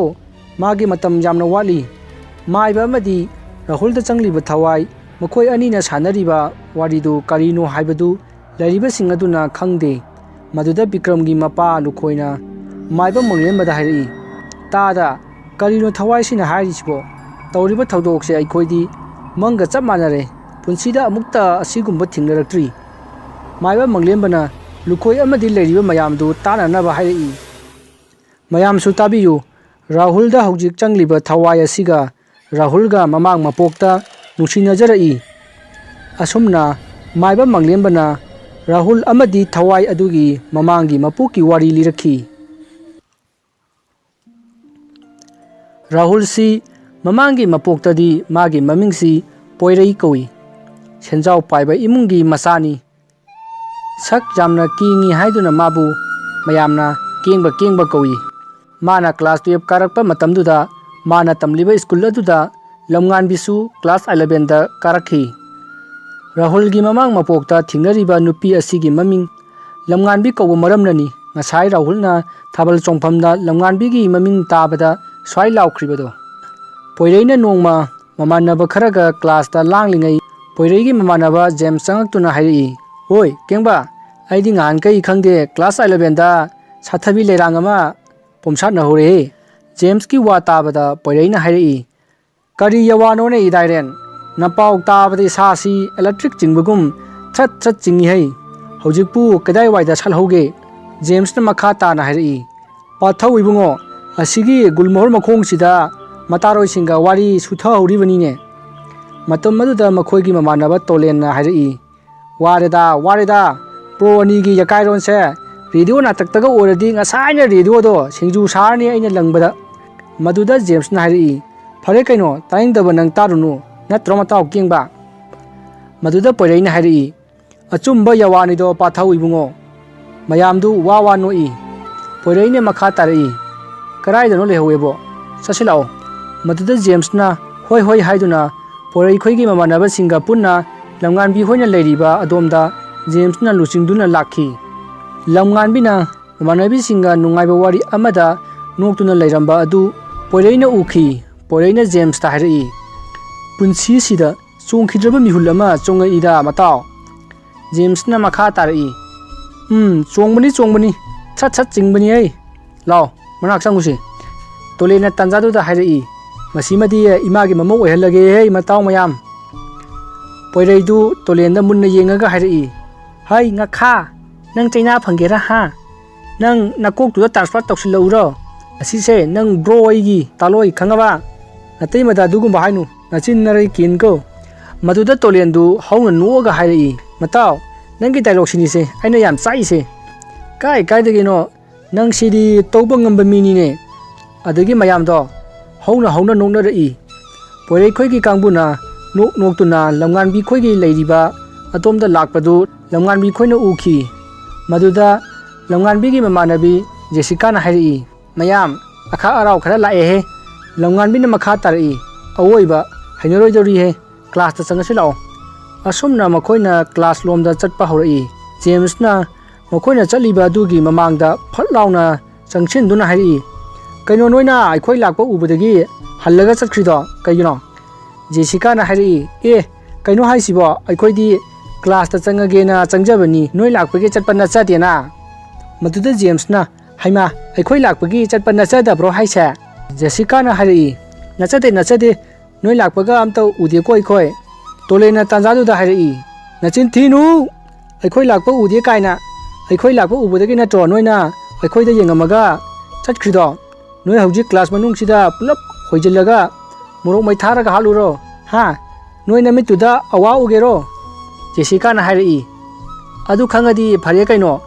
ꯑꯋꯥ ꯎꯒꯦꯔꯥ ꯃꯟꯗꯦꯂꯦ ꯎꯒꯦꯔꯥ, ꯑꯩꯈꯣꯏꯅ ꯅꯣꯏ ꯎꯕꯗꯒꯤ ꯆꯠꯂꯤꯁꯦ ꯃꯔꯝ ꯈꯪꯉꯣ꯫ ꯇꯨꯃꯤꯟ ꯂꯩꯔꯝꯕ ꯄꯣꯏꯔꯩꯅ ꯂꯝꯉꯥꯟꯕꯤꯗ ꯇꯞꯅ ꯍꯥꯏꯔꯛꯏ, ꯁꯣꯝꯁꯦ ꯑꯩꯅ ꯀꯔꯥꯏꯗꯅꯣꯃ ꯎꯈ꯭ꯔꯦ꯫ ꯂꯝꯉꯥꯟꯕꯤꯗꯨ ꯋꯥ ꯑꯃꯠꯇ ꯍꯥꯏꯔꯝꯗꯅ ꯇꯨꯃꯤꯟꯅ ꯑꯗꯨꯝ ꯆꯠꯂꯤ꯫ ꯄꯣꯏꯔꯩꯅ ꯑꯃꯨꯛꯀꯁꯨ ꯍꯥꯏꯔꯛꯏ, ꯁꯣꯝꯁꯦ ꯑꯩꯅ ꯀꯔꯥꯏꯗꯅꯣꯃ ꯎꯈ꯭ꯔꯦ ꯍꯥꯏꯖꯔꯤꯕ꯫ ꯂꯝꯉꯥꯟꯕꯤꯅ ꯈꯨꯝꯃꯛꯏ, ꯍꯣ ꯑꯗꯨ ꯀꯩꯗꯧꯔꯒꯦ, ꯎꯔꯗꯤ ꯐꯔꯦ, ꯃꯁꯛꯁꯤꯡꯁꯤꯒ ꯑꯉꯥꯡ ꯐꯥꯕ ꯍꯦꯛ ꯃꯥꯜꯂꯗꯅ꯫ ꯑꯁꯨꯝꯅ ꯍꯥꯏꯔꯝꯃꯒ ꯂꯝꯉꯥꯟꯕꯤ ꯈꯣꯏꯗꯨ ꯀ꯭ꯂꯥꯁꯔꯨꯝꯗ ꯆꯪꯈ꯭ꯔꯦ꯫ ꯄꯣꯏꯔꯩꯅ ꯍꯥꯏꯔꯛꯏ, ꯍꯦꯔꯥ ꯁꯛꯀꯤ ꯋꯥꯗꯤ ꯅꯨꯄꯥ ꯃꯩꯗꯥ ꯇꯥꯕꯅꯤꯗ, ꯍꯣꯔꯦꯟ ꯅꯨꯡꯉꯥꯏꯅꯤꯗꯅ ꯅꯣꯏ꯫ ꯑꯁꯨꯝꯅ ꯄꯣꯏꯔꯩ ꯈꯣꯏꯁꯨ ꯃꯈꯣꯏꯒꯤ ꯀ꯭ꯂꯥꯁꯇ ꯍꯜꯂꯛꯑꯦ꯫ ꯃꯇꯝꯗꯨꯗ ꯖꯦꯝꯁꯅ ꯍꯥꯏꯔꯛꯏ, ꯃꯇꯥꯎ ꯀꯩꯅꯣ ꯅꯪ ꯑꯁꯤꯒꯤ ꯅꯨꯄꯤꯁꯦ ꯑꯁꯦꯡꯕꯒꯤ ꯎꯈ꯭ꯔꯕꯣ? ꯄꯣꯏꯔꯩꯅ ꯍꯥꯏꯔꯛꯏ, ꯍꯣꯏꯅꯦ, ꯃꯥꯁꯦ ꯑꯩꯅ ꯅꯣꯡꯃ ꯐꯣꯟ ꯈꯨꯟꯕꯤꯈꯤꯕ ꯅꯨꯄꯤꯗꯨ ꯃꯥꯜꯂꯤꯃꯤꯅꯦ꯫ ꯅꯨꯃꯤꯠꯇꯨꯗꯗꯤ ꯃꯥꯛꯁ ꯎꯞꯄꯅꯤꯅ ꯌꯥꯝ ꯐꯖꯅ ꯈꯪꯍꯧꯗ꯭ꯔꯦ, ꯃꯥꯅꯁꯨ ꯑꯩ ꯈꯪꯉꯝꯃꯣꯏ, ꯑꯩꯁꯨ ꯃꯥꯛꯁ ꯎꯞꯄꯅꯤꯅ, ꯑꯗꯣ ꯍꯣꯔꯦꯟ ꯐꯖꯅ ꯍꯪꯕ ꯍꯥꯏꯗꯨꯅꯤ꯫ ꯖꯦꯝꯁꯅ ꯑꯃꯨꯛ ꯍꯥꯏꯔꯛꯏ, ꯅꯕꯥꯅꯤꯗꯤ ꯑꯩꯈꯣꯏ ꯈꯪꯍꯟꯗꯅ ꯑꯦꯜꯕꯝꯒ ꯌꯥꯝ ꯀꯨꯝꯃꯤꯖꯥꯠꯅꯤꯅ꯫ ꯄꯣꯏꯔꯩꯅ ꯈꯨꯝꯃꯛꯏ, ꯍꯣꯏ ꯑꯗꯨꯃꯥꯏꯅ ꯍꯥꯏꯇꯥꯔꯦ꯫ ꯑꯁꯨꯝꯅ ꯃꯇꯝꯗꯨ ꯍꯧꯈ꯭ꯔꯦ꯫ ꯁ꯭ꯀꯨꯜꯒꯤ ꯃꯇꯝ ꯂꯣꯏꯗꯨꯅ ꯃꯈꯣꯏ ꯁ꯭ꯀꯨꯜꯗꯒꯤ ꯃꯊꯪ ꯊꯨꯡꯅꯔꯛꯏ꯫ ꯂꯝꯉꯥꯟꯕꯤ ꯈꯣꯏꯅ ꯒꯦꯠꯂꯣꯝꯗ ꯂꯥꯛꯄ ꯑꯗꯨꯗ ꯄꯣꯏꯔꯩ ꯈꯣꯏꯅ ꯎꯕꯗꯒꯤ ꯆꯪꯁꯤꯜꯂꯛꯏ ꯑꯗꯨꯒ ꯂꯝꯉꯥꯟꯕꯤꯗ ꯄꯣꯏꯔꯩꯅ ꯍꯥꯏꯔꯛꯏ, ꯑꯁꯦꯡꯕꯅꯦ, ꯁꯣꯝꯁꯦ ꯑꯩꯅ ꯅꯣꯡꯃ ꯐꯣꯟ ꯈꯨꯟꯈꯤꯕ ꯅꯨꯄꯤꯗꯨ ꯅꯠꯇ꯭ꯔꯣ? ꯂꯝꯉꯥꯟꯕꯤꯗꯨ ꯄꯣꯏꯔꯩꯗ ꯃꯨꯟꯅ ꯌꯦꯡꯉꯛꯈꯤ, ꯑꯗꯨꯒ ꯅꯣꯛꯐꯦꯠ ꯇꯧꯔꯒ ꯍꯥꯏꯔꯛꯏ, ꯅꯠꯇꯦ꯫ ꯂꯝꯉꯥꯟꯕꯤꯅ ꯅꯣꯛꯏꯕꯁꯤ ꯑꯇꯩꯒꯤ ꯅꯠꯇꯦ, ꯃꯥꯒꯤ ꯐꯣꯟ ꯇꯥꯍꯧꯕꯗꯒꯤ ꯄꯣꯏꯔꯩꯅ ꯈꯨꯟꯕꯤꯈꯤꯕꯅꯤ꯫ ꯅꯨꯃꯤꯠꯇꯨꯗ ꯄꯣꯏꯔꯩꯅ ꯀꯔꯤ ꯃꯤꯡ ꯀꯧꯕꯤꯒꯦ ꯍꯥꯏꯅ ꯍꯪꯈꯤ꯫ ꯃꯗꯨꯗ ꯂꯝꯉꯥꯟꯕꯤꯅ ꯅꯣꯡꯃ ꯊꯦꯡꯅꯕꯗ ꯍꯥꯏꯒꯦ ꯍꯥꯏꯅ ꯈꯨꯝꯈꯤ꯫ ꯃꯗꯨꯗ ꯄꯣꯏꯔꯩꯅ, ꯑꯗꯨꯗꯤ ꯑꯩꯅ ꯅꯨꯡꯁꯤ ꯍꯥꯏꯕꯁꯨ ꯌꯥꯒꯗꯕꯅꯤꯀꯣ ꯍꯥꯏꯅ ꯍꯥꯏꯕꯗꯨꯗ ꯂꯝꯉꯥꯟꯕꯤꯅ ꯍꯥꯏꯅ ꯍꯥꯏꯔꯝꯃꯒ ꯆꯠꯈꯤꯕꯅꯤ꯫ ꯑꯗꯨꯒꯤꯅꯤ ꯐꯣꯟ ꯈꯨꯟꯕꯤꯈꯤꯕ ꯅꯨꯄꯤꯗꯨ ꯅꯪ ꯅꯠꯇ꯭ꯔꯥ ꯍꯥꯏꯅ ꯄꯣꯏꯔꯩꯅ ꯍꯪꯕꯗ ꯂꯝꯉꯥꯟꯕꯤꯅ ꯅꯣꯛꯃꯤ ꯅꯠꯇꯦ ꯍꯥꯏꯅ ꯈꯨꯝꯂꯤꯕꯗꯣ꯫ ꯄꯣꯏꯔꯩꯅ ꯃꯈꯥ ꯇꯥꯔꯛꯏ, ꯑꯁꯦꯡꯕ ꯍꯥꯏꯔꯛꯑꯣ, ꯑꯩꯗꯤ ꯁꯣꯝꯁꯦ ꯌꯥꯝ ꯃꯥꯜꯂꯤ꯫ ꯃꯇꯝꯗꯨꯗ ꯂꯝꯉꯥꯟꯕꯤꯅ, ꯍꯣꯏ ꯃꯥꯅꯦ, ꯑꯗꯨ ꯀꯩꯗꯧꯔꯒꯦ? ꯄꯣꯏꯔꯩꯅ ꯍꯥꯏꯔꯛꯏ, ꯀꯩꯗꯧꯔꯒꯦꯕꯨ ꯀꯩꯅꯣ, ꯅꯨꯃꯤꯠꯇꯨꯗ ꯅꯪꯅ ꯑꯩꯉꯣꯟꯗ ꯀꯔꯤ ꯍꯥꯏꯔꯝꯒꯦ? ꯂꯝꯉꯥꯟꯕꯤꯅ, ꯑꯩꯅ ꯍꯥꯏꯔꯝꯕꯗꯨꯕꯨ, ꯑꯣ ꯊꯦꯡꯀ꯭ꯌꯨ ꯍꯥꯏꯔꯝꯕꯅꯤ, ꯑꯗꯣ ꯀꯩꯗꯧꯔꯒꯦ? ꯂꯝꯉꯥꯟꯕꯤꯒꯤ ꯋꯥ ꯇꯥꯕꯗ ꯄꯣꯏꯔꯩꯗꯣ ꯆꯞ ꯂꯦꯞꯄꯤ ꯑꯗꯨꯒ ꯍꯥꯏꯔꯛꯏ, "ꯑꯣꯏ ꯑꯗꯣ ꯅꯠꯇꯦꯅꯦ, ꯅꯪꯅ ꯃꯊꯪ ꯊꯦꯡꯅꯕꯗ ꯅꯪꯒꯤ ꯃꯤꯡ ꯍꯥꯏꯒꯦ ꯑꯗꯨꯒ ꯏꯕꯥꯅꯤ ꯀꯣꯏꯅꯁꯤ ꯍꯥꯏꯕꯗꯨꯁꯨ ꯀꯣꯏꯅꯁꯤ ꯍꯥꯏꯔꯝꯃꯤꯗꯨꯗꯤ, ꯅꯪꯒꯤ ꯊꯦꯡꯀ꯭ꯌꯨꯗꯨꯗꯤ ꯅꯨꯃꯤꯠꯇꯨꯗ ꯄꯟꯕꯨ ꯄꯜꯂꯝꯗꯦꯅꯦ"꯫ ꯄꯣꯏꯔꯩꯒꯤ ꯋꯥ ꯇꯥꯕꯗ ꯃꯌꯥꯝꯗꯨ ꯋꯥ ꯂꯥꯎꯅ ꯅꯣꯛꯏ꯫ ꯂꯝꯉꯥꯟꯕꯤꯅ ꯃꯈꯥ ꯇꯥꯔꯛꯏ, "ꯑꯩꯕꯨ ꯑꯗꯨ ꯋꯥꯗꯣ ꯍꯥꯏꯈꯤꯕ꯭ꯔꯥꯅꯦ? ꯑꯩꯗꯤ ꯈꯪꯗꯦꯀꯣ, ꯑꯩ ꯁ꯭ꯋꯥꯏꯗꯩ ꯅꯠꯆꯗꯦ"꯫ ꯑꯁꯨꯝꯅ ꯂꯝꯉꯥꯟꯕꯤꯅ ꯎꯔꯩ ꯄꯥꯔꯩ ꯈꯨꯝꯗꯨꯅ ꯄꯥꯎꯈꯨꯝ ꯄꯤꯔꯝꯗꯅ ꯃꯌꯨꯝꯂꯣꯝꯗ ꯒꯥꯔꯤ ꯇꯣꯡꯗꯨꯅ ꯃꯃꯥꯟꯅꯕꯤꯁꯤꯡꯒ ꯆꯠꯈ꯭ꯔꯦ꯫ ꯃꯊꯪꯒꯤ ꯅꯨꯃꯤꯠꯇ ꯄꯣꯏꯔꯩꯅ ꯃꯃꯥꯟꯅꯕ ꯀꯅꯥꯝꯇ ꯌꯥꯎꯗꯅ ꯂꯝꯉꯥꯟꯕꯤꯕꯨ ꯒꯦꯠꯇ ꯉꯥꯏꯔꯝꯃꯤ꯫ ꯂꯝꯉꯥꯟꯕꯤꯁꯨ ꯃꯃꯥꯟꯅꯕꯤꯁꯤꯡꯒ ꯒꯦꯠꯇ ꯆꯪꯉꯛꯈꯤ꯫ ꯃꯗꯨꯗ ꯄꯣꯏꯔꯩꯅ ꯂꯝꯉꯥꯟꯕꯤꯕꯨ ꯑꯝꯇ ꯉꯥꯏꯈꯣ ꯍꯥꯏꯅ ꯈꯥꯝꯈꯤ꯫ ꯂꯝꯉꯥꯟꯕꯤꯁꯨ ꯄꯣꯏꯔꯩꯅ ꯍꯥꯏꯕꯗꯨꯗ ꯃꯃꯥꯟꯅꯕꯤꯁꯤꯡꯗꯣ ꯈꯔ ꯍꯜꯂꯝꯃꯣ ꯍꯥꯏꯅ ꯍꯥꯏꯈ꯭ꯔꯦ꯫ ꯂꯝꯉꯥꯟꯕꯤꯅ ꯄꯣꯏꯔꯩꯗ ꯍꯥꯏꯔꯛꯏ, "ꯍꯣꯏ ꯆꯨꯝꯃꯦ, ꯉꯔꯥꯡ ꯅꯪꯅ ꯍꯥꯏꯗꯣ, ꯑꯩꯒꯤ ꯃꯤꯡ ꯂꯝꯉꯥꯟꯕꯤ ꯀꯧꯋꯦ"꯫ ꯄꯣꯏꯔꯩꯅ ꯃꯈꯥ ꯇꯥꯔꯛꯏ, "ꯑꯣ, ꯑꯩꯒꯤ ꯃꯤꯡꯅ ꯄꯣꯏꯔꯩ, ꯑꯗꯣ ꯅꯨꯃꯤꯠꯇꯨꯗ ꯍꯥꯏꯔꯝꯕ ꯋꯥꯐꯝꯗꯨꯕꯨ ꯑꯁꯦꯡꯕꯩꯔꯣ"꯫ ꯂꯝꯉꯥꯟꯕꯤꯅ ꯍꯥꯏꯔꯛꯏ, "ꯑꯁꯦꯡꯕꯒꯤ ꯑꯣꯏꯍꯜꯂꯁꯤ ꯍꯥꯏꯕ꯭ꯔꯣ"꯫ ꯄꯣꯏꯔꯩꯅ "ꯑꯣꯏꯍꯜꯂꯁꯤ ꯀꯩꯅꯣ" ꯍꯥꯏꯗꯨꯅ ꯃꯕꯥꯅꯤ ꯅꯣꯛꯃꯤꯟꯅꯈꯤ꯫ ꯃꯇꯝꯗꯨꯗꯒꯤ ꯃꯕꯥꯅꯤ ꯅꯨꯡꯁꯤꯅꯔꯛꯈꯤ꯫ ꯑꯁꯨꯝꯅ ꯆꯍꯤ ꯈꯔ ꯍꯧꯈ꯭ꯔꯦ꯫ ꯄꯣꯏꯔꯩꯁꯨ ꯃꯔꯥꯏꯕꯛ ꯐꯕꯅ BSFꯀꯤ ꯊꯕꯛ ꯑꯃ ꯐꯪꯂꯦ꯫ ꯄꯣꯏꯔꯩꯅ ꯊꯕꯛ ꯁꯨꯇꯤ ꯐꯪꯗꯨꯅ ꯊꯣꯛꯂꯛꯄꯗ ꯅꯣꯡꯃ ꯂꯝꯉꯥꯟꯕꯤꯒ ꯅꯨꯃꯤꯗꯥꯡ ꯋꯥꯏꯔꯝ ꯑꯃ ꯎꯅꯈꯤ꯫ ꯂꯝꯉꯥꯟꯕꯤ ꯑꯁꯪꯕ ꯃꯆꯨꯒꯤ ꯐꯅꯦꯛ ꯑꯃ ꯁꯦꯠꯂꯤ, ꯑꯉꯧꯕ ꯃꯆꯨꯒꯤ ꯈꯨꯗꯥꯡ ꯀꯛꯄꯤ ꯐꯨꯔꯤꯠ ꯑꯃ ꯂꯤꯠꯂꯤ꯫ ꯅꯨꯃꯤꯗꯥꯡ ꯋꯥꯏꯔꯝꯒꯤ ꯏꯪꯂꯕ ꯅꯥꯃꯤꯕ ꯅꯨꯡꯁꯤꯠꯅ ꯍꯨꯝꯕꯗ ꯂꯝꯉꯥꯟꯕꯤꯒꯤ ꯊꯥꯗꯣꯛꯂꯤꯕ ꯁꯝꯂꯥꯡꯗꯨ ꯋꯥꯏ ꯋꯥꯏ ꯇꯥꯔꯤ꯫ ꯌꯦꯡꯕꯒꯤ ꯄꯦꯟꯕ ꯅꯥꯏꯔꯔꯣꯏꯗꯕ ꯅꯤꯡꯊꯤꯔꯕ ꯁꯛꯇꯝꯒ ꯂꯣꯏꯅꯅ ꯂꯝꯉꯥꯟꯕꯤꯅ ꯂꯥꯛꯄꯗꯨ ꯄꯣꯏꯔꯩꯅ ꯃꯃꯤꯠ ꯀꯨꯞꯇꯨꯅ ꯌꯦꯡꯖꯈꯤ꯫ ꯃꯇꯝ ꯑꯗꯨꯗ ꯂꯝꯉꯥꯟꯕꯤꯅ ꯆꯠꯂꯤꯕ ꯂꯝꯕꯤꯗꯨꯗ ꯕꯣꯂꯦꯔꯣ ꯒꯥꯔꯤ ꯑꯃ ꯊꯧꯔꯛꯑꯒ ꯂꯝꯉꯥꯟꯕꯤꯒꯤ ꯃꯅꯥꯛꯇ ꯈꯥꯝꯈꯤ꯫ ꯕꯣꯂꯦꯔꯣ ꯑꯗꯨꯗꯒꯤ ꯅꯨꯄꯥ ꯑꯃꯅ ꯍꯥꯏꯔꯛꯈꯤ, "ꯍꯥꯏ, ꯁꯛ ꯌꯥꯝ ꯐꯖꯩꯀꯣ, ꯆꯠꯂꯁꯤꯗꯅ ꯑꯩꯈꯣꯏꯗ ꯍꯥ"꯫ ꯍꯥꯏꯗꯨꯅ ꯀꯔꯦꯝꯅꯔꯛꯈꯤ꯫ ꯇꯧꯔꯤꯕ ꯃꯑꯣꯡꯗꯨ ꯄꯣꯏꯔꯩꯅ ꯎꯕꯗꯒꯤ ꯆꯪꯁꯤꯜꯂꯛꯈꯤ ꯑꯗꯨꯒ ꯂꯝꯉꯥꯟꯕꯤꯒꯤ ꯃꯅꯥꯛꯇ ꯂꯦꯞꯇꯨꯅ ꯂꯩꯈꯤ꯫ ꯕꯣꯂꯦꯔꯣ ꯑꯗꯨꯗꯒꯤ ꯅꯨꯄꯥ ꯑꯃꯅ ꯑꯃꯨꯛ ꯍꯥꯏꯔꯛꯈꯤ,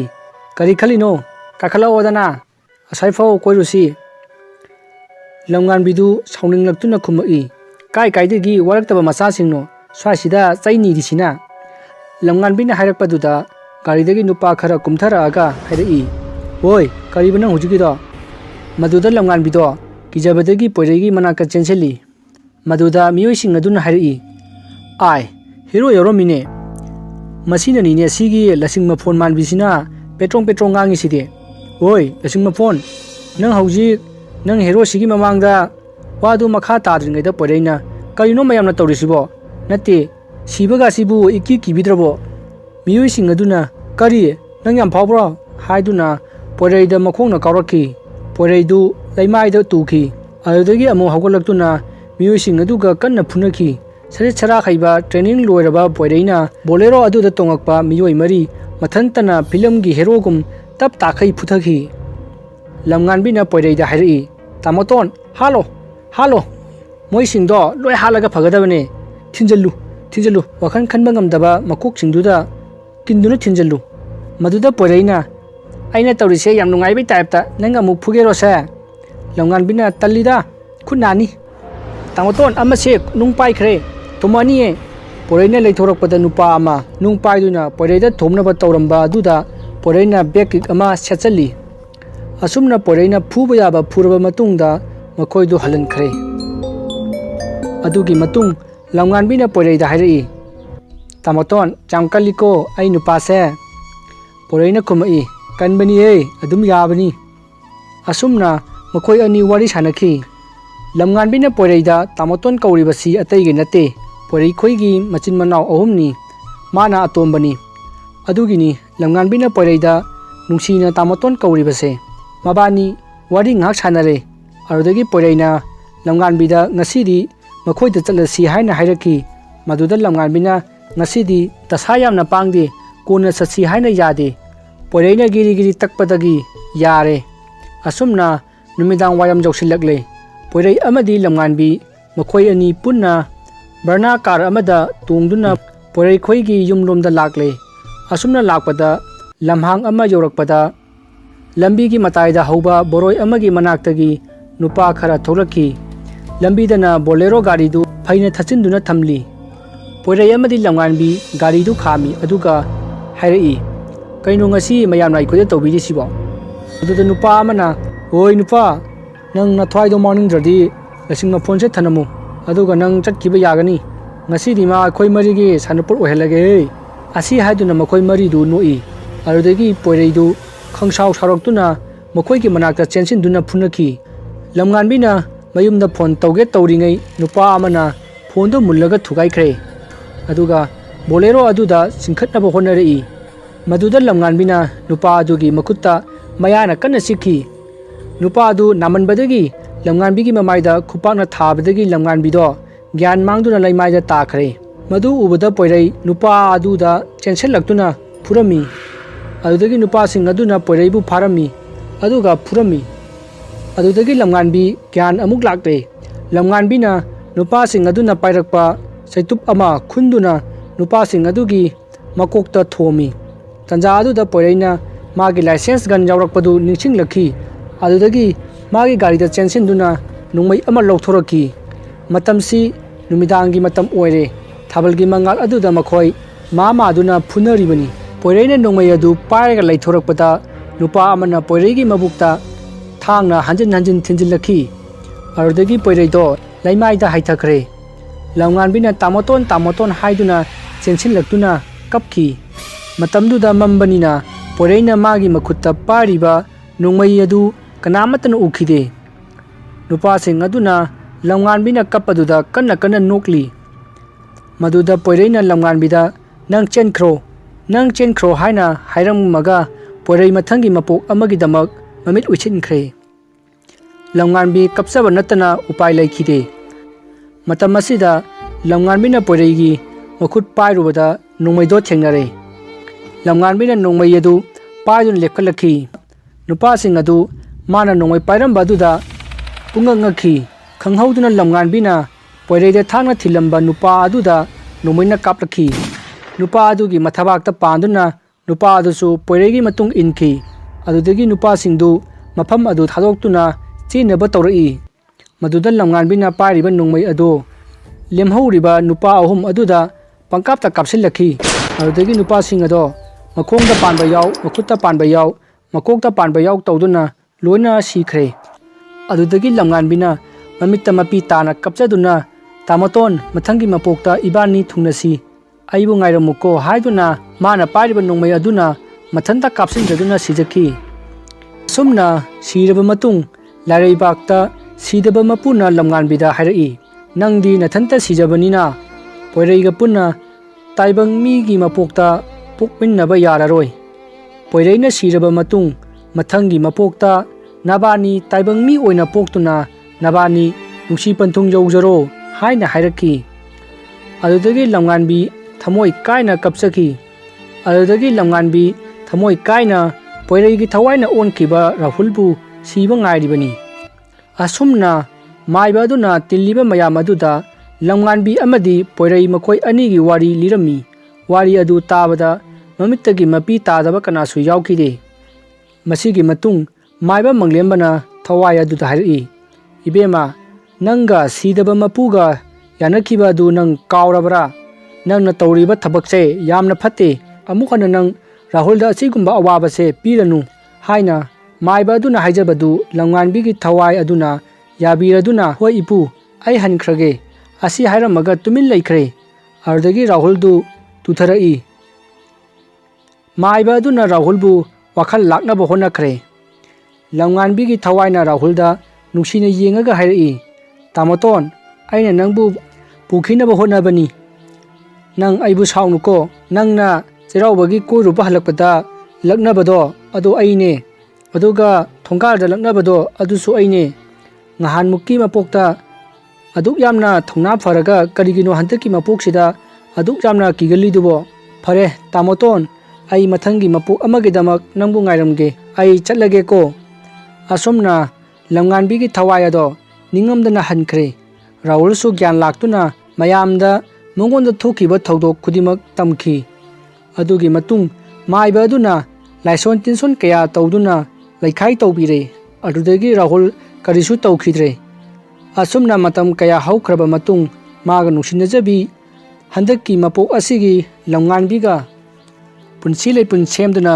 ꯅꯨꯡꯉꯥꯏꯅ ꯄꯥꯟꯈ꯭ꯔꯦ꯫ ꯋꯥꯔꯤ ꯑꯁꯤ ꯃꯇꯥꯡ ꯑꯁꯤꯗ ꯂꯣꯏꯖꯔꯦ꯫ ꯋꯥꯔꯤ ꯑꯁꯤꯗ ꯁꯣꯏꯈꯤꯕ ꯂꯥꯟꯈꯤꯕ ꯀꯌꯥ ꯌꯥꯎꯔꯕꯁꯨ ꯇꯥꯕꯤꯔꯤꯕꯁꯤꯡꯅ ꯉꯥꯛꯄꯤꯒꯅꯤ꯫ ꯃꯌꯥꯝꯕꯨ ꯑꯃꯨꯛ ꯍꯟꯅ ꯏꯀꯣꯛꯅꯅ ꯈꯨꯔꯨꯝꯖꯔꯤ꯫